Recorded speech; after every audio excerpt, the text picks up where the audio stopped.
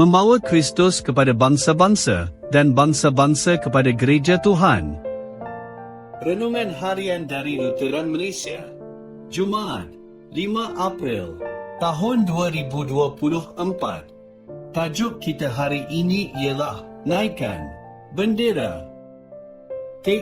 Renungan diambil dari Kisah Para Rasul bab 1 ayat 1 hingga 3 dan 6 hingga 11. Kepada Theophilus, dahulu dalam kitabku yang pertama aku telah menceritakan segala yang dilakukan dan diajarkan oleh Yesus dari awal pelayanannya hingga ke hari dia diangkat ke syurga.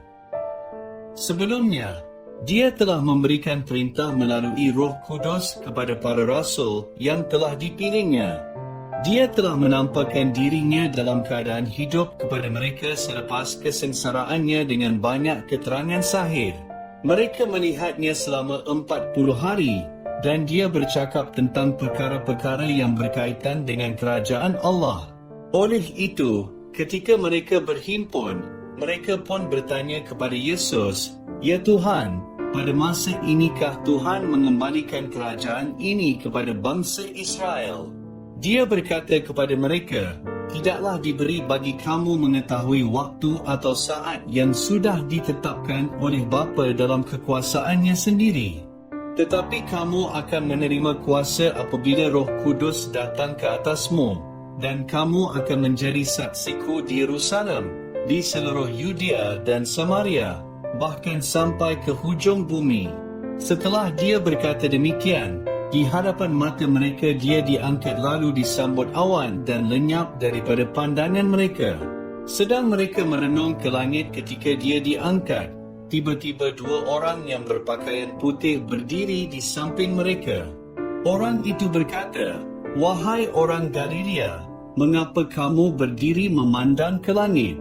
Sebagaimana Yesus telah diangkat ke syurga daripada kalanganmu, begitu jugalah dia datang kelak."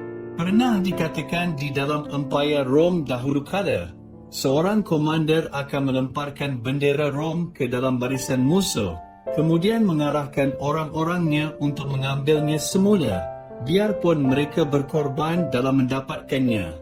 Bendera ini menjadi lebih dari alat perhiasan, terutamanya bila ia masih berkobar di dalam jiwa manusia setelah melalui pengorbanan, penghormatan dan perkhidmatan yang berkaitan dengannya. Bahan bendera ini penting kerana ia membawa makna yang begitu bererti. Kebenaran ini juga merupakan perhubungan di antara bumi dan langit, seperti yang diterangkan di dalam Alkitab. Seorang sarjana Alkitab mengatakan, langit dan bumi adalah 2 bahagian ciptaan Tuhan tetapi tidaklah seperti 2 bahagian oren. Ia adalah seperti 2 bahagian bendera, iaitu kain yang kelihatan dan makna yang tidak kelihatan. Bahagian-bahagian ini, iaitu bahan dan makna memang dimaksudkan untuk bersama. Makna yang tidak kelihatan menyelitkan bahan dan memberinya janji dan tujuan. Bahan yang kelihatan menjadi saksi kepada apa yang dimaksudkan. Dalam beberapa minggu ini, kita akan mengaji kitab Kisah Para Rasul. Marilah kita tumpukan perhatian tentang langit dan bumi, iaitu bagaimana makna dan bahan yang dinyatakan tadi telah digabungkan. Bumi dan seluruh ciptaan yang kelihatan, termasuklah kamu dan saya, bukanlah hanya sekadar hiasan sahaja.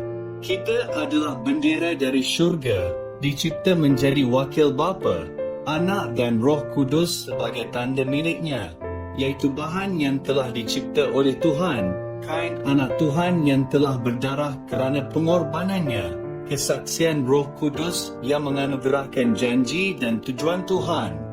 Akan tetapi, bendera ini telah dinodai, tercemar maknanya dan telah diperlakukan seolah-olah ia hanyalah satu bahan biasa.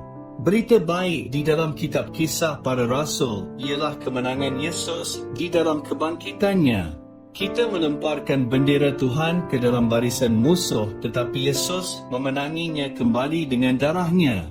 Kemudian dia bangkit dari kematian dan naik ke syurga bukan untuk meninggalkan bahan tetapi untuk mengibarkan bendera Tuhan, untuk memulihkan kemuliaannya, untuk membaiki semula masalah kamu dan semua yang berkenaan dengan kamu, iaitu badan kamu, perniagaan, jiran tetangga, pertuturan serta komuniti-komuniti.